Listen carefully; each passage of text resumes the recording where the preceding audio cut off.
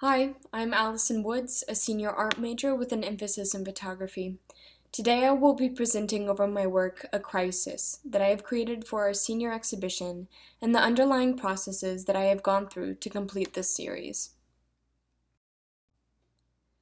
Over the last 4 years, I've shifted my previous notions of what photography could be.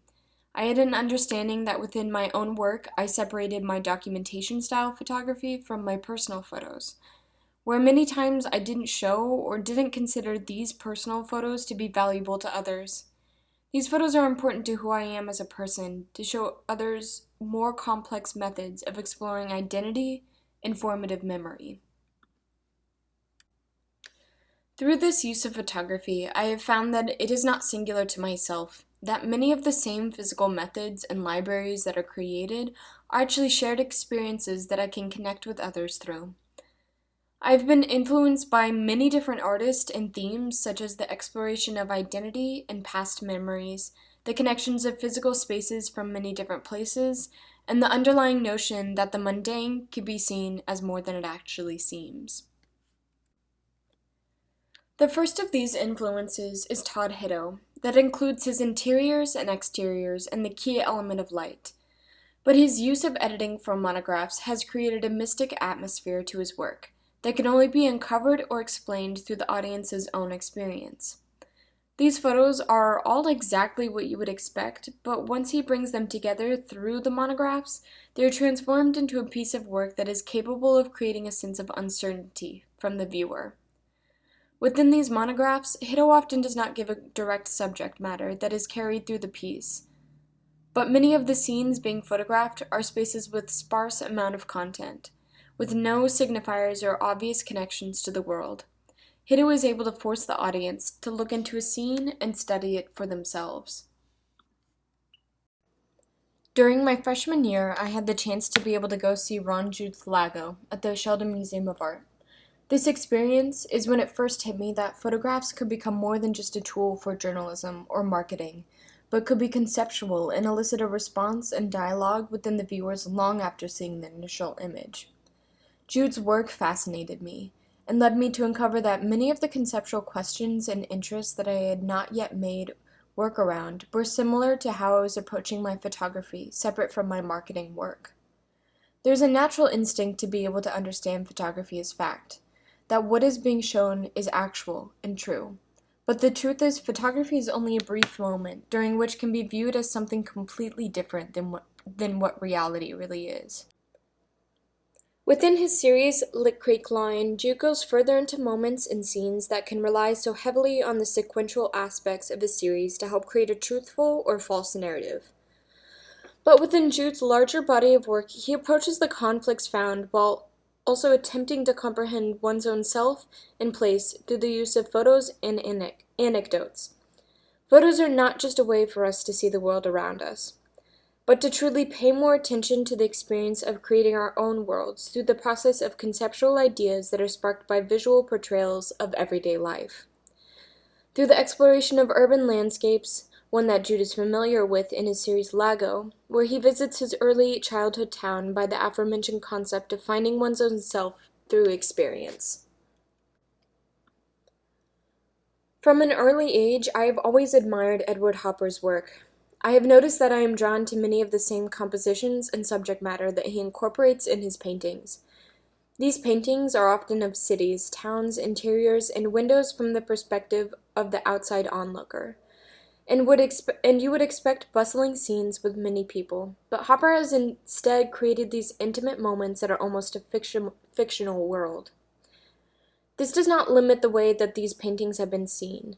Hopper says not painting fact, but thought, as if there is an importance to who we remember and how they are remembered within these compositions. Through this exploration of one's own memory, there is an openness to create a scene where the viewer is in charge of what goes on and how it's reflected on. In my most recent series, I have incorporated the same process by the suggestion of space.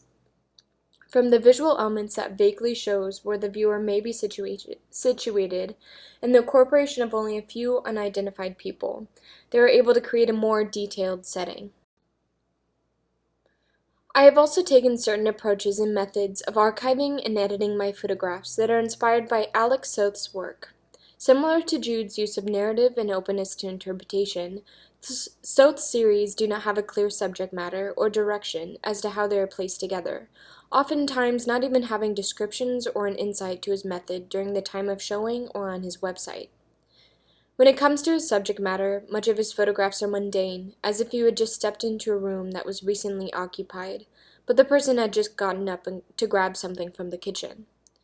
These scenes seem simultaneously forced and completely natural, leaning into the question as to what just happened and if the next moment may be important. Soth is not just a photographer, but he is also the creator of Little Brown Mushroom, an art institution aimed at visual stories where he has created exercises in how photographers can look at their work differently. During one of these exercises, there was instruction to associate words with photographs, even if they have no direct relationship or explanation. By doing this, I realized that certain photographs and the manner of which I was photographing the world around me helped me better understand my own identity. That I was archiving photographs not only through thematic and time-based elements, but through memory. There are several theoretical lenses that I have used to be able to examine and critique my own work. But as it is ever evolving into a new series, I have found that I am internalizing these theoretical influences and in turn creating work that reflect them. Recently, I've been able to see more of the deconstruction of identity and how it is first created and then can be broken down through different fractions of life. From the specific places that one grows up, the people that surround us, and even the cultures that we are able to absorb affect who we are. It is how we approach and understand these differences that we are better able to know ourselves, and even the methodology that we individualistically create our own identity. Ultimately, this interest in identity and memory has spanned from the existential anxiety that I have encountered. Identity can be seen as a cultural construction, specific to the person and their experience, and can be seen as exhilarating or frightening. This series may have been one of the few ways that I have been able to better understand and cope with the anxiety of not truly knowing who I actually am. This archive is built from years of photographs that I have been uncertain as to how they are important in my work, but knew that they were significant to myself, so I didn't show them to anyone else, and just stored them on my hard drive for further use. The understanding of how significant this was has only come to surface over the past year, pushing me to create a series entitled A Crisis. I am creating a crisis in order to learn more about myself, how I construct my own identity through the use of photography and visual documentation of memories. I have come to use this method of archiving because I have never had a clear idea as to who I am as a person, and found an understanding of place and purpose through looking back at memories. By doing this, I can recall what I was feeling, thinking, who I felt I was, which helps me feel more comfortable and confident in who I am working to be within this moment of my life. For this series, my first task was to intentionally gather these images that I have kept for myself and start to identify the specific introspective moments captured in the photographs. Because I am working with such an intimate way of processing information to myself, I wanted to create the same intimacy with the work that is being interacted with by many viewers. I have decided to use two different ways to express my concept. A video made from personal footage that I have shot, taken in first-person perspective, never really showing images or depictions of myself, and printed photos on a grid that includes written notes, descriptions, dates, locations, and detailed information about the entire process of archiving my identity through art. Both of these pieces are connected through the process that I have taken to create each of them individually. This series is not just something that is glanced at quickly or watched only once. I intended to be observed fully, having small pieces of the video and audio to be caught quickly and then replayed to see if there is more to what has been heard. Or for the viewer to spend time looking at the photo grid and to investigate further by uncovering images that have sticky notes and paper on top of them, reading my notes and following arrows to other factions in my memory. Time is important to a crisis, for I cannot discredit the years of confusion that I have gone through that has led me to even spending months creating these connections and physically creating these pieces. The time and endurance of the viewer is key to being able to fully connect to both my experience through all of this and their own self-reflection through the process that they have created in doing the same exploration. Through the use of video and photos, there is a more accurate retelling of what I saw through my own eyes. There is a direct connection of what I can see around in this world and how I photograph, as if the viewer is able to see my direct eyesight and how I conduct myself through a video and photography. To delve deeper with this series, it is important to note the differences and specific reasonings as to why there are two visual mediums, video and photography. To begin this long process of a crisis, I gathered these secret photos. Images spanning from photos taken at special events to corners or windows that I found interesting, but the one thing that they all had in common is how I related back to them. Each of them had this intense connection of who I was at the moment it was taken, something I could look back on and understand my identity, and then be able to reflect on how these images and memories interact with one another, showing differences in maturity, knowledge, my current interest in partners, all of it. After this gathering of my archive, I had over 700 images that spanned 6 years and many different memories. As a tactile person, it's easier for me to look at and conceptualize work when I have it physically in front of me. So I began to create contact sheets that were as large as 24 by 36 inches and print them out to be hung on my studio wall. The contact sheet had to be large enough to fully develop the photographs and leave white space to be able to annotate and use for documentation. These sheets are irregular and vary in the size from the images on the matte surface to how large they physically are. Logically, it would make sense to organize the images by date, but instead I left them organized by when I added them to the digital archive I was creating in conjunction with the conceptual archive. In total, there are 9 of these sheets, all spanning the aforementioned years and photographs. In the beginning, I never imagined that these sheets would turn into the grid photos that I would eventually display, but soon after portfolio reviews, I saw the common interest that viewers have with the formatting of images in grids, and how they are trying to uncover the connections and reasoning for their inclusion. It only seemed natural to include the physical evidence of my identity research. Painter's tape to hang on a wall, Sharpie and ink smudges from writing and detailing the images, a few tears on the paper from constantly moving and adjusting to be able to fit more on the wall, and most importantly, the paper and sticky notes that are used to cover the images that I deemed not as significant and therefore unnecessary within the specific series. These added pieces of paper are integral to the experience of viewing my work. By leaving the grids unframed and open to the viewer, there is an unspoken boundary that most people will feel inclined to break by physically moving these pieces up to see what is being hidden underneath, looking further to understand through a physical action. Unfortunately, the senior exhibition has changed into a virtual gallery, where it is difficult to create a personal experience since it is digital. I'm still able to exhibit these pieces and have been able to play more with the scale of each of the sheets by filling the whole virtual wall with these images. This was to connect to some of the underlying emotions that arise when viewing the video of feeling overwhelmed with visual stimulus, and therefore questioning as to what is more important in the space to give attention to.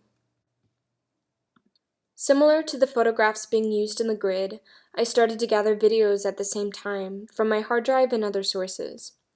There was a plan to use this wide variety of photos, but I was soon overwhelmed with the physical time that each of these videos required to view, and instead narrowed down my used footage to only videos that I had personally taken within the first-person perspective.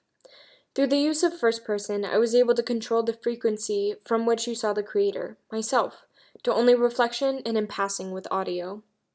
A crisis is an exploration of identity through the lens of myself, so I literally constrained my work to that, forcing the viewer to see not only the grid photos through my eyesight, but the video as well.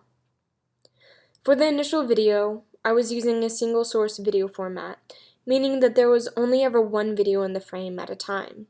But quickly, I began to realize that I could visually create the same drawn arrows, brackets, and connectors that are seen in my grid photos through editing. These changes in format enhance the continuation of thought from memory to memory, that there are multiple instances that are sparked from viewing only one source. A 5x5 grid of videos was created, all equally spaced and formatted, similar to the sheets that I had created and printed, except the use of time that each video required was limited to this space, becoming black once it ended and leaving a void that could be filled with more. While archiving the videos, I started to place each of them into thematic sequences: people, reflections, landscapes, fabrics, and textures. Once I had started to create the master sequence, I would pull various footage from each of these categories, creating a conceptual narrative of memory through these videos being linked together. The first sequence using the grid does not fully fill the frame, but includes footage that repeats, disappears, and comes in and out of view, through a time length of about a minute. When there are only a couple sources within the frame, I start to play with the notion of time, letting the video play and then immediately repeat only backwards, as if we first have to reflect on what we have seen and experienced to then understand the implications of what is about to happen. With a cacophony of both visual and auditory sources, the 5x5 grid is fully filled with videos. There are voices talking through an ambience of birds and nature, sounds of cars, people talking, my own voice, and even footsteps. As the viewer is overwhelmed with visuals, there is a search to find where the audio begins before each of the 25 videos disappear on their own time. Once the last video has ended, a hum can be heard, and it is then accompanied by specific memories and points in my life that I have decided to emphasize through the scale of the videos.